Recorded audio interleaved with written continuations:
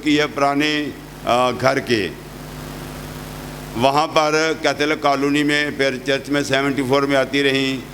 और बहन इस वक्त हमारे सामने आएंगी, आप उनको पहचान जाएंगे। बहन समर इस वक्त आएँ और खुदा का ज़िंदा कलाम खुदा का हमारे साथ शेयर करें। आपकी तालियों में मैं उनको दावत देता हूं कि वो आएँ और खुदा का कलाम हमारे साथ शेयर करें। आमीन। खुदावंद के बाबरकत जलाली कदूस प्यारे नाम में आप सबको सलाम अर्ज़ करती हूँ। बेशक के बहुत पुराना साथ है हमारा, बिल्कुल यंग एज में 74 गार्डन से हम वहाँ जाते थे दुआया ग्रुप में, और थर्सडे को मीटिंग होती थी, यहाँ थर्सडे को होती थी, वहाँ सैटरडे को होती थी। और लंबे अरसे से खुदावंद का शुक्र है कि खुदावंद ने बहुत सारी बरकत दी। इन दिनों Karachi prayer warriors prayer ministry की मैं फाउंडर और चेयरमैन हूँ, और खुदावंद का शुक्र है कि खुदावंद अपने जलाल के लिए जो है इंटरनेशनल लेवल पर इस्तेमाल कर रहा है। आज शाम खुदावंद ने ये फ़ज़ल दिया कि आपके दरमियान मैं आकर खड़ी हो सकूँ, ये फ़ज़ल खुदा ही देता है। और आज शाम मैं ब्रदर जावेद गिल के लिए, उनकी सारी टीम के लिए, सारी कलीसिया के लिए खुदावंद की शुक्रगुजारी करती हूँ। और जब आज शाम खुदावंद ने ये फ़ज़ल दिया है कि आपके सामने खड़ी हूँ, मैं चाहती हूँ कि हम कलाम की तरफ जो है अपनी तवज्जो को मरकूज़ करें, क्योंकि जब हम कलाम पर गौर व ख़ौज़ करते हैं और ईमानदार जो है उसे रूहानी जंग का सामना है।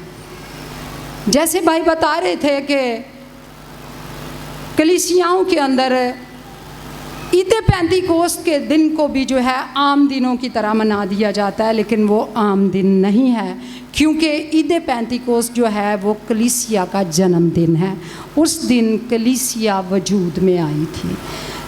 उस दिन जो उस दिल के साथ, उस रूह के साथ, उस तरीके के साथ जो तरीका खुदा का है, जब हम उसके तरीके के साथ काम करते हैं, इकट्ठे होते हैं, खुदा पाक रूह को नाजिल करता है, क्योंकि उसका वादा है कि जो कोई भी मांगेगा उससे वो देगा। क्योंकि उसने कहा कि जब तुम बुरे होकर अपने बच्चों को अच्छी चीज़ें देना क्या करते हो, देते हो, जानते हो, तो मैं क्यों कर नहीं दूंगा अपने मांगने वालों को।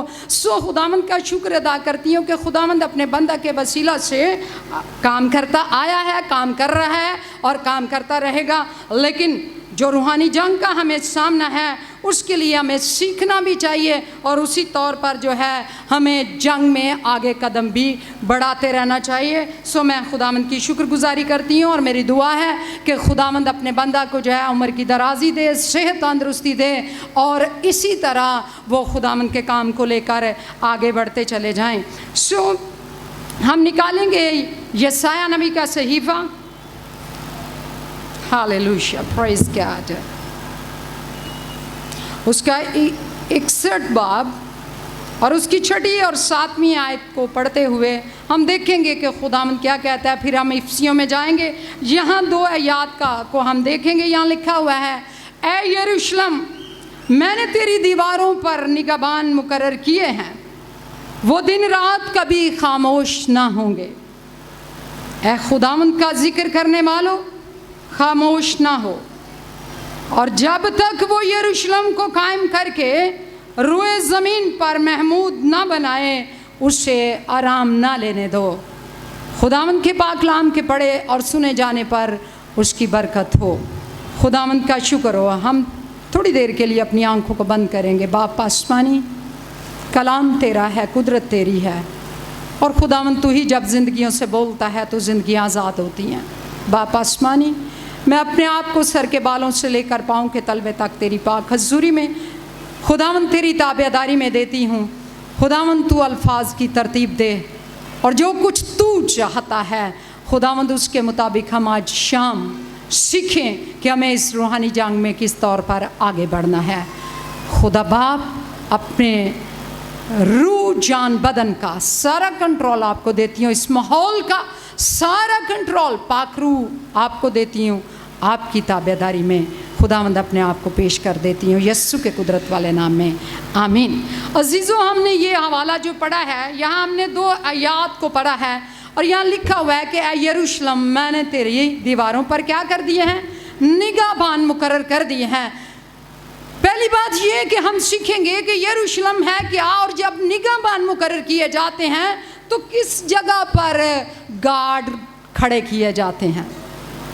या तो कोई बहुत अहम जगह होती है, कहीं खजाना होता है, कहीं दौलत होती है, तो वहाँ पर क्या किया जाता है, निगाहबानों को मुकर्रर कर दिया जाता है। यहाँ लिखा है ऐ यरूशलेम।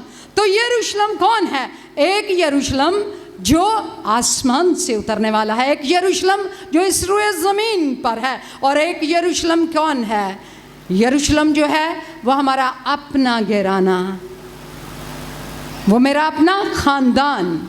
और वहाँ से निकलूँ तो मेरी अपनी कलीसिया, वहाँ से बाहर निकलो तो मेरा अपना इलाका, मेरा अपना शहर, और फिर शहर से बाहर निकलूँ तो मेरा अपना पूरा मुल्क। वो क्या है? मेरा यरूशलेम है। और उस यरूशलेम के लिए खुदावंद ने कहा है कि मैंने तुम्हें क्या कर दिया है, निगाहबान मुकर्रर कर दिया है। और निगाहबान का ओहदा कोई छोटा ओहदा नहीं है। निगाहबान क्या करता है? आपने देखा होगा, ये नेवी के यहाँ से गुजरे, आर्मी वालों के वहाँ से गुजरे, या कहीं भी किसी बड़े घर के पास से गुजरे, तो वहाँ गार्ड मुकर्रर किए जाते हैं और उनके लिए ऊपर दीवार के ऊपर जगह बनाई जाती है, और वो वहाँ से क्या करते हैं, वॉच करते हैं, और उस घर का, उस इलाके का क्या करते हैं, उसकी गलाबानी करते हैं, उसकी निगहबानी करते हैं, और देखते हैं कि कोई दुश्मन तो बुरी नज़र से इस जगह को नहीं देख रहा। अजीज़ों, जब हम ईमानदारों से खुदा बात कर रहा है, बेईमानों से नहीं, गैर कौमों से नहीं, बल्कि अपने लोगों से बात कर रहा है, ईमानदारों से बात कर रहा है, और वो कहता है कि मैंने तुम्हें निगाहबान मुकर्रर किया है, जो क्या करेंगे, वो दिन रात कभी खामोश ना होंगे। और मेरा ख्याल है कि हमने कभी बोला ही नहीं, हमने खामोश किया। खामोश तो वो नहीं होता जो बोलता है। बोलने का मतलब है कि दुआ करता है, दिन रात खुदा की हजूरी में घुटने लगाता है, खुदा की हजूरी में झुका रहता है। किसके लिए दुआ करता है? अपने ख़ानदान के लिए, अपने यरूशलेम के लिए। कहाँ से शुरू होगा? ख़ानदान। अपने ख़ानदान के लिए दुआ करता है, अपने कबीले के लिए दुआ करता है, अपनी कलीसिया के लिए दुआ करता है, अपने मोहल्ले गली के लिए, इलाके के लिए, शहर के लिए, टाउन के लिए दुआ करता है, और फिर अपने मुल्क के लिए वो क्या करता है? ऊंधे मुँह गिरा रहता है, दुआ करता है। ये हुक्म खुदा ने हमें दिया है, और हुक्म नहीं बल्कि ये जिम्मेदारी दे दी है हमें। एक ईमानदार को ये जिम्मेदारी मिली है कि वो दिन रात कभी खामोश ना हो, बल्कि दिन रात खुदा की हजूरी में दुआ करता रहे। कब तक? अगली आयत में लिखा हुआ है कि कब तक वो खामोश ना हो। लिखा है, और जब तक वो यरूशलेम को कायम करके, कौन? जिससे हम दुआ कर रहे हैं, जिसके सामने हम झुक रहे हैं, लश्करों के खुदा के सामने, वो तब तक दिन रात आहें भरता रहे, शफायत करता रहे, दुआ करता रहे, जब तक वो यरूशलेम को कायम करके कहाँ? रुए ज़मीन पर महमूद ना बनाए, उसे आराम ना लेने दे। ये हुक्म खुदा का कलाम हमें देता है कि खुदा को क्या करो? आराम ना लेने दो। इसलिए कि जब तक हमारा ख़ानदान, देखें ख़ानदानों में जब हम निगाह करते हैं तो ख़ानदानों के ख़ानदान, हमारे बच्चे तबाह हो रहे हैं, हमारे नौजवान तबाह हो रहे हैं। नौजवान जो कलीसिया की रीढ़ की हड्डी है, नशे की लानत ने उन्हें तबाह कर दिया है, लड़ाई झगड़े की लानत ने उन्हें तबाह कर दिया है। दुश्मन अब्लीस, जो ना सिर्फ खुदा का दुश्मन है बल्कि वो कलीसिया का दुश्मन है, वो यरूशलेम का दुश्मन है, और उसके सामने खुदा ने हमें मुकर्रर किया है कि निगहबानी करो इनकी, क्योंकि मौत तुम्हारी खिड़कियों पर चढ़ आई है। और उस मौत से इन्हें बचाने के लिए क्या किया है? हमें मुकर्रर किया है कि रात दिन कभी खामोश ना हो, जब तक कि खुदा उन्हें उस शिकंजे में से निकाल नहीं लेता, लानत में से निकाल नहीं लेता, शिफा बख्श नहीं देता, वो नशे से निकल नहीं आते, वो अपनी बुरी आदतों से निकल नहीं आते, वो बदरूहों से उनका छुटकारा नहीं हो जाता, क्योंकि हर किस्म की बदरू है जिसने हमारे नौजवानों को, हमारे बहन भाइयों को क्या किया हुआ है, ख़ानदानों के ख़ानदान वो तबाह कर रहा है। इसलिए खुदावंद कहता है कि मैंने तुम्हें यरूशलेम पर निगाहबान मुकर्रर किया है जो कभी दिन रात खामोश ना होंगे। ये सिर्फ भाई जावेद का काम नहीं है, ना ये किसी बहुत बड़े पास्टर का काम है, ना ये दुआ करने वाली बहनों का काम है, बल्कि उसने क्या कहा है, वो ईमानदारों से बात कर रहा है।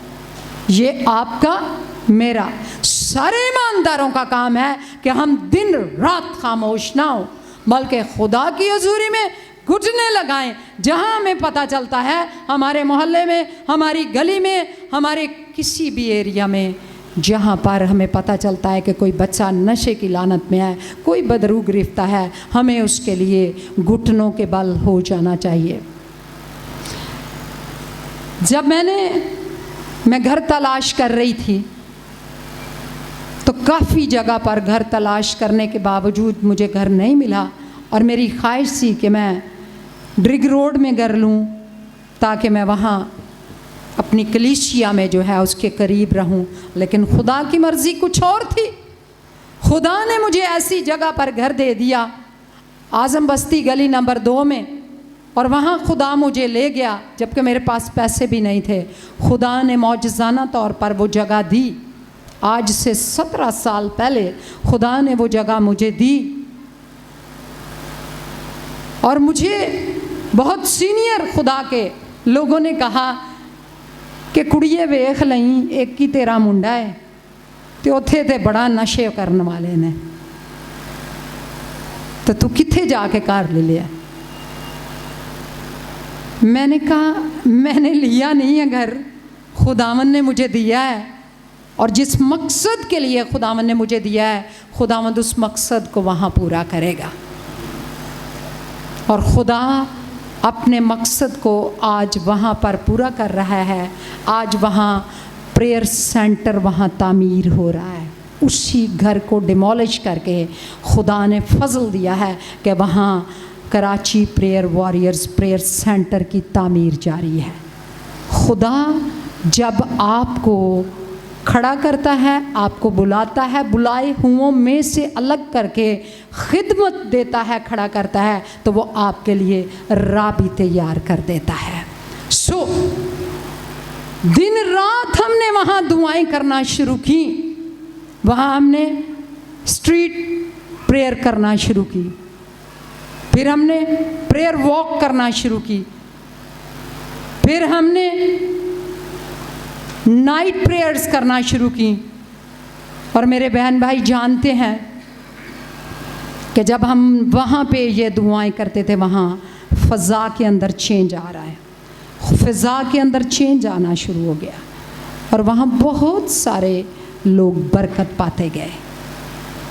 क्या कहा है, ऐ यरूशलेम मैंने तुम्हें क्या किया है, यरूशलेम की दीवारों पर निगाहबान मुकर्रर किया है। मैंने जान लिया कि खुदा यहाँ ले आया है, खुदा आज़म बस्ती की निगाहबानी चाहता है। खुदा जिस जगह की निगाहबानी चाहता है आपको वहाँ रखता है, वहाँ ले जाता है, और फिर आपकी खिदमत को वहाँ रख कर लेकर वहाँ बहाली का काम शुरू कर देता है। खुदा ने ये किया, और आज शाम खुदा ईमानदारों से एक बार फिर बोल रहा है। और ये हमारी Karachi prayer warriors prayer ministry की संदली आयत भी है। ये खुदावन ने हमें दी कि खुदावन ने निगाहबान मुकर्रर किया है, तो हम ज़रूर उसके फजल से निगाहबानी करेंगे। हमारे प्रेयर एजेंडाज यही हैं कि हम अपने मुल्क के लिए, अपने इलाके के लिए, अपने शहर के लिए, अपने टाउन के लिए, अपने लोगों के लिए, अपने खादमों के लिए और खादमाओं के लिए दुआ करते हैं। और ये दुआ या बोझ खुदा की तरफ से हमें मिला है।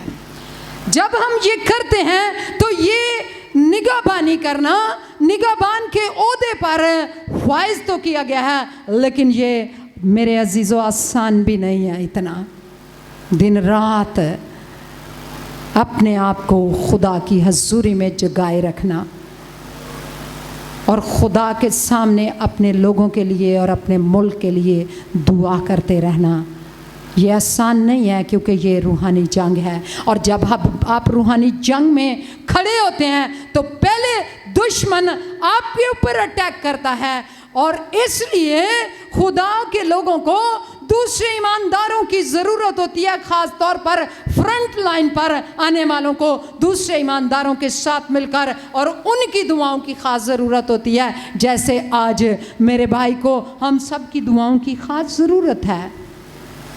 एक वक्त आता है जब बदनी तौर पर ये बदन उम्र के उस हिस्से में पहुंचता है और वो कमज़ोर पड़ता है, और वो ज़्यादा देर झुक नहीं सकता, वो ज़्यादा देर बैठ नहीं सकता, वो ज़्यादा देर दुआ में घुटने नहीं लगा सकता। तो दूसरे ईमानदारों की ज़रूरत होती है कि वो उनके मददगार बने, दुआ में उनके हाथों पर पानी डालें, उनके कंधों के नीचे क्या करें, सपोर्ट दें। जिस तरह मूसा को सपोर्ट दी गई, रफादीम की वादी में अमालिकियों का सामना था, उन्हें लड़ाई जंग का सामना था। बनी इस्राएल को रफादीम की वादी में उन्हें अमालिकियों के साथ एक बड़ी जंग का सामना था, और मूसा ने उन्हें कहा कि तुम जाओ और मैं पहाड़ पर, मैं अपना आसा लेकर, अपनी लाठी लेकर, खुदा की लाठी लेकर कहाँ जाऊँगा, पहाड़ के ऊपर जाऊँगा। और खुदा की लाठी वो इख्तियार है जो खुदा की तरफ से खुदा के खादमों को मिलता है। वो बुज़ुर्ग भी हो जाएं, कमज़ोर भी पड़ जाएं, बदनी तौर पर वो रूह में कमज़ोर नहीं होते, लेकिन वो बदनी तौर पर अगर कमज़ोर भी हो जाएं, इख्तियार खुदा का उनके पास होता है। उसने कहा मैं पहाड़ पर जाता हूँ और तुम क्या करो, जाओ, जाकर इनके साथ लड़ो। और हम इस कहानी से बाखूबी वाकिफ़ हैं कि किस तौर पर बनी इस्राएल कौम जब वो अपने हाथों को उठाए रखता था पहाड़ के ऊपर जाकर, बनी इस्राएल कौम फाते रहती थी अमालिकियों के ऊपर। जिधर उसके हाथ नीचे आते थे वो उन पर हमला करते थे और फिर वो उन्हें ज़ेर करने की कोशिश करते थे। जब ये बात हारून को और हूर को नज़र आई, उन्होंने जाना, उन्होंने भांप लिया। ऐसे ईमानदार, ऐसे नौजवान, ऐसे खादिम जो यंग हैं, जो सीनियर खादमों की खिदमत के वसीला से खिदमत में खड़े हुए हैं, जिन्हें मसा किया गया है खिदमत के लिए, उनके अंदर ऐसी हिकमत की रूह होनी चाहिए कि वो अपने खादिम के लिए क्या करें, वो भांप लें कि अभी इस वक्त हमारे खादिम को, खुदा के बंदा को हमारी किस किस चीज़ की ज़रूरत है, किस दुआ की ज़रूरत है, किस सपोर्ट की ज़रूरत है। उन्होंने भांप लिया कि जब इनके हाथ नीचे होते हैं, अमालिकी जो है वो फाते हो जाते हैं। जब इनके हाथ ऊपर होते हैं और तब क्या होता है, इस्राएली फाते हो जाते हैं। उन्होंने क्या किया, दोनों ने मूसा का भाई हारून और हूर दोनों ने जाकर नीचे से क्या कर दिया, उनको ऊपर उनके हाथों को उठाए रखा। ये उनकी खुदा के खादिम के लिए क्या थी, सपोर्ट थी, ताकि बनी इस्राएल क्या रहे, फाते रहे। अजीज़ों, अगर आज आप चाहते हैं कि कलीसिया इस दुनिया के अंदर फाते रहे, जिस तरह बनी इस्राएल कौम को अमालिकियों का सामना था, आज कलीसिया का सामना है। और दुश्मन अबलीस कौन है, वो तो अमालिकी उन्हें नज़र आ रहे थे सामने, वो सामने अपनी आंखों से, इन जिस्मानी आंखों से उन्हें देख रहे थे। लेकिन आज कलीसिया को दुश्मन का सामना है जो हमें इन दुनियावी बदनी आंखों से नज़र नहीं आता है। मेरे साथ निकालिए इफ्सियों की किताब निकालिए, इफ्सियों का ख़त, उसके 6 बाब की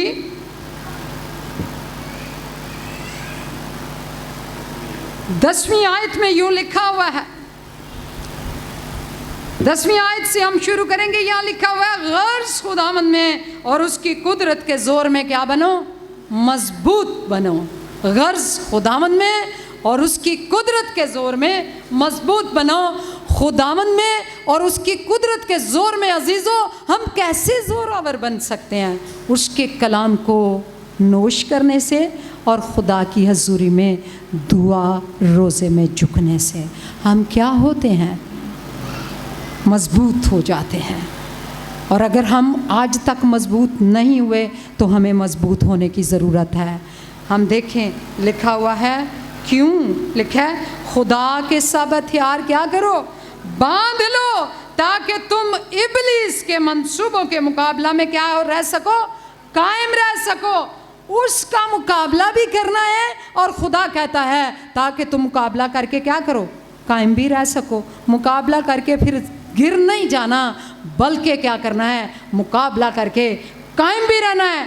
कोई जिन भूत सामने आ गया है, कोई बड़ा खबीस सामने आ गया है, तो हमने उसका रोल खुद की आग के वसीला से, उसकी कुदरत के वसीला से मुकाबला करना है और मुकाबला करके उसे हराना भी है और ख़ुद क्या करना है? कायम भी रहना है। और वो किस तरह हो सकता है? जब हम उसके सारे हथियार पहन कर क्या करेंगे? मजबूत बन जाएंगे। मजबूती नहीं होगी तो फिर फटका के वो भी मारेगा सानू परा। और ऐसा होता है, हम भूल जाते हैं किसी बड़े काम को करके, लेकिन वो नहीं भूलता। वो दिन रात पीछा करता है, मौका ढूंढता है, कब ये कमज़ोर पड़े, कब मैं इस पे वार करूं।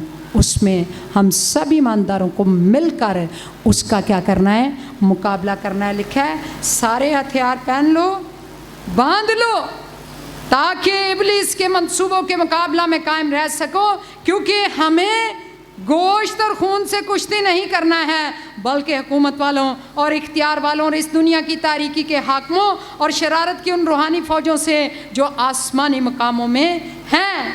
मैंने आपको क्या बताया कि बनी इसराइल को जो सामना था जिस फ़ौज का, वो उन्हें सामने नज़र आ रही थी। वो गोश्त पोस्त के थे, वो बदन रखते थे, लेकिन आज कलीसिया को जिस दुश्मन का सामना है वो कहाँ रहता है? आसमानी मकामों में।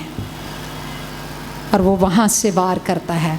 और आसमानी मकामों में देखने के लिए हमें किसकी ज़रूरत है? हमें किसकी ज़रूरत है?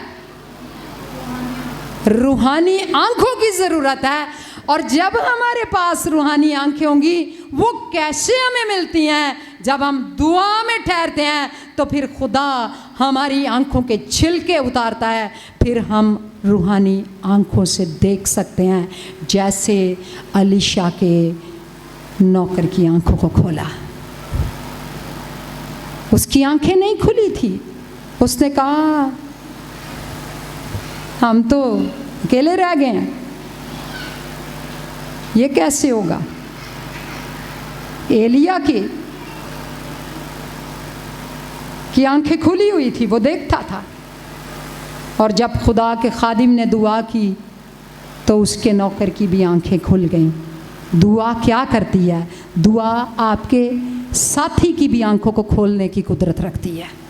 जो आपके साथ दुआ करता है, जो आपके साथ रफ़ाकत रखता है, जब आपकी रूहानी आंखें खुली होंगी, उसको नहीं नज़र आ रहा रूहानी दुनिया में, तो फिर आप जब दुआ करेंगे तो दुआ में खुदा के खादिम की मानद कहेंगे कि खुदावंद इसकी आंखों को खोल दे। उसकी भी रूहानी आंखें खुल जाएंगी, वो भी देखेगा और फिर जोश के साथ, खुशी के साथ आकर कहेगा, हमारे साथ वाले तो उनके साथ वालों से ज़्यादा हैं, बल्कि हमारे साथ वाले कौन से हैं? आतिशी रथों के ऊपर हैं। उनके पास तो दुनिया के रथ हैं, हमारे पास तो आसमानी रथ हैं। और आसमानी रथों को देखने के लिए हमें रूहानी आंखों की ज़रूरत है।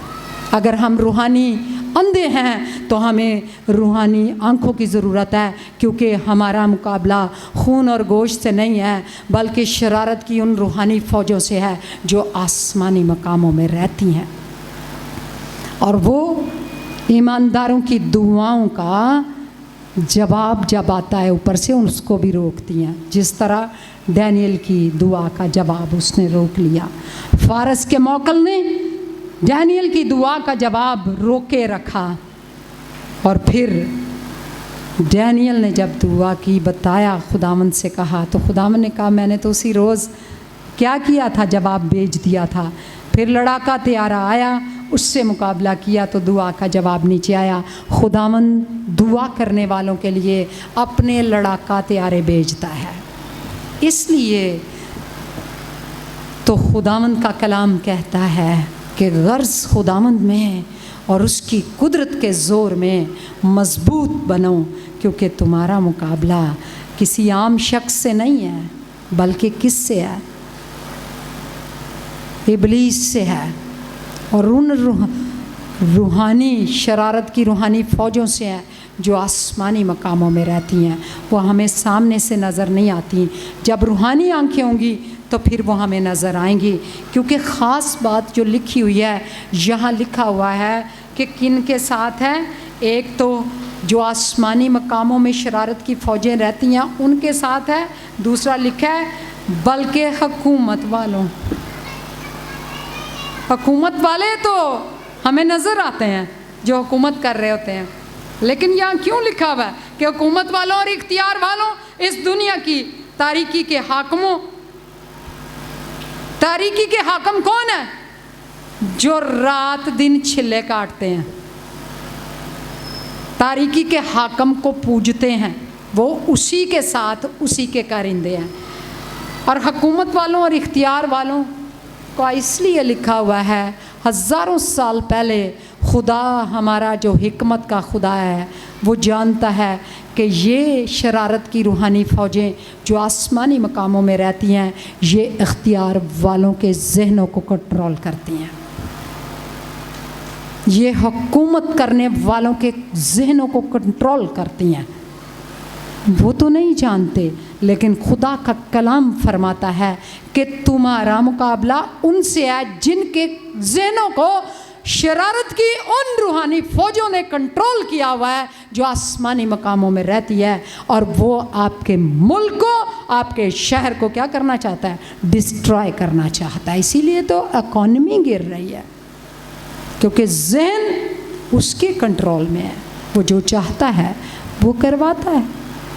लेकिन ड्यूटी किसकी है? ड्यूटी हमें दी गई है, ईमानदारों को।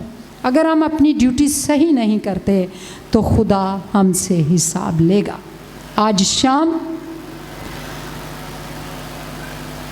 हमें जब ये ड्यूटी मिली है, और जो इस बात को समझ चुके हैं या समझ रहे हैं कि रियलिटी में हम ईमानदार हैं, हम खुदा के लोग हैं, और ये ड्यूटी किसी और की नहीं है, ये हम सब को दी गई है कि हम दिन रात कभी खामोश ना हो। कब तक? जब तक खुदावंद यरूशलेम को क्या करके, क्या लिखा हुआ है, निकाला हुआ किसी ने, ये कलाम यसाया का सहीफ़ा, उसमें से जब तक वो यरूशलेम को कायम करके रूए ज़मीन पर महमूद ना बनाए, उसे आराम ना लेने दो, उसे आराम नहीं लेने देना। जब हम दिन रात दुआ करेंगे तो कहेंगे खुदावंद आपकी हमें उधर भी ज़रूरत है, आपकी हमें उस जर्नैल के लिए ज़रूरत है, हमें आपकी उस प्रेसिडेंट के लिए ज़रूरत है, आप उसे विज़िट कीजिए। और खुदा के पाक रूह का, खुदा का जब किसी को विज़िट हो जाता है तो तब्दीली कोई नहीं रोक सकता। अभी भाई ने क्या कहा कि जब ये छोटे छोटे ग्रुप जो खुदा ने जिनको बोझ दे के कायम किया और कायम कर रहा है, और ये आहिस्ता आहिस्ता आपस में मिलते जाएंगे, और जब ये एक प्लेटफॉर्म पर आ जाएंगे और वो समझेंगे खुदा की उस ड्यूटी को, खुदा के उस हुक्म को, उस जिम्मेदारी को जो खुदा ने हम सबको दी है, तो फिर कोई नहीं रोक सकता इस सैलाब को कोई नहीं रोक सकता। ये फिर बेदारी का सैलाब बहकर पूरे मुल्क को, शहरों को अपनी लपेट में ले लेगा। क्या आप लोग सब ये चाहते हैं कि खुदा की कलीसिया जो है, एक बेदारी का सैलाब वहाँ से निकले और ना सिर्फ हमारे शहर कराची को, बल्कि यहाँ से निकलकर वो दूसरे शहरों से होता हुआ पेशावर तक जाए और हमारा मुल्क जो है वो बेदार हो जाए और हमारे मुल्क से बेदारी शुरू होकर दुनिया के तूलो अर्ज़ तक जाए? अगर आप ये चाहते हैं तो फिर हमें क्या करने की ज़रूरत है? हमें दुआ करने की ज़रूरत है, हमें अच्छी निगाहबानी करने की ज़रूरत है और हमें इस ज़िम्मेदारी को समझकर दुआ या वफ़ादारी करने की ज़रूरत है। आज शाम जब हमने ये खुदा का कलाम सुना है और मैं रूह में फील करती हूँ कि खुदा बहुतों से कलाम कर रहा है, और जब खुदा बहुतों से कलाम कर रहा है तो खुदा की ये मर्ज़ी है कि हम रखने में खड़े होने वाले अपने आप को पेश करें। खुदा ने कहा यशायाह से कि मेरे लिए कौन जाएगा, मैं किसको भेजूं, मेरे लिए कौन जाएगा। और हम ये जब से हमने होश संभाली है, हमने मुख्तलिफ़ खुद्दाम के मुँह से ये कलाम सुना है कि खुदा आज भी कहता है मैं किसको भेजूं। खुदा आज भी तलाश में है कि मैं किसको भेजूं जो मेरे लिए खड़ा होगा, जो रखने में खड़ा होगा, जो जाएगा ताकि यरूशलेम के लिए निगाहबानी करे। और ये निगाहबानी का ओहदा कोई छोटा ओहदा नहीं है, आम शख्स को ये ओहदा नहीं मिलता। कलीसिया उसकी दुल्हन है, कलीसिया उसकी दुल्हन को उसने, अपनी दुल्हन को उसने ये ज़िम्मेदारी दी है। और अगर हम समझते हैं कि ये ज़िम्मेदारी मुझे भी मिली है, हम क्यों ना आज शाम मिलकर लब्बैक कहें और खुदावंद की हज़ूरी में खड़े हो जाएं और हम दुआ करें कि खुदावंद हम अपने ज़ोर से, अपनी ताकत से, अपने इल्म से, अपनी तवानाई से और अपनी कुव्वत से तो नहीं इस काम को कर सकते, लेकिन खुदा बाप हम जैसे भी हैं, हम कमज़ोरी की हालत में, नाअहली की हालत में, ना समझी की हालत में भी अपने आप को आज शाम इस रखने के लिए खड़ा कर देते हैं। खुदावंद आप हमें लीजिए और अपने पाक रूह की कुदरत से भरकर हमें अपने जलाल के लिए, ना सिर्फ़ अपने ख़ानदान के लिए, ना सिर्फ़ अपने कौम कबीले के लिए, ना सिर्फ़ अपने मोहल्ले गली के लिए, ना सिर्फ़ अपने टाउन के लिए, ना अपने शहर के लिए, ना सिर्फ़ अपने मुल्क के लिए, बल्कि दुनिया के तूलो अर्ज़ के लिए हमें आप खड़ा कीजिए ताकि हम दिन रात दुआ कर सकें, दिन रात शफ़ायत कर सकें। और जब हम शफ़ायत करेंगे उसके रिज़ल्ट आपको नज़र आएंगे, उसके रिज़ल्ट्स आपको मिलेंगे। और जब उसके रिज़ल्ट्स मिलेंगे आप ख़ुद अपने मुंह से गवाहियाँ देंगे कि बेशक खुदा दुआओं का सुनने वाला और अपने लोगों की शफ़ायत पर अपने पाक फरिश्तों के वसीला से, अपने पाक रूह के वसीला से, अपनी कुदरत से तमाम कामों को सेटल करने वाला खुदा है। सो हम दुआ करेंगे। मैं अपनी बहनों को भी कहती हूँ वो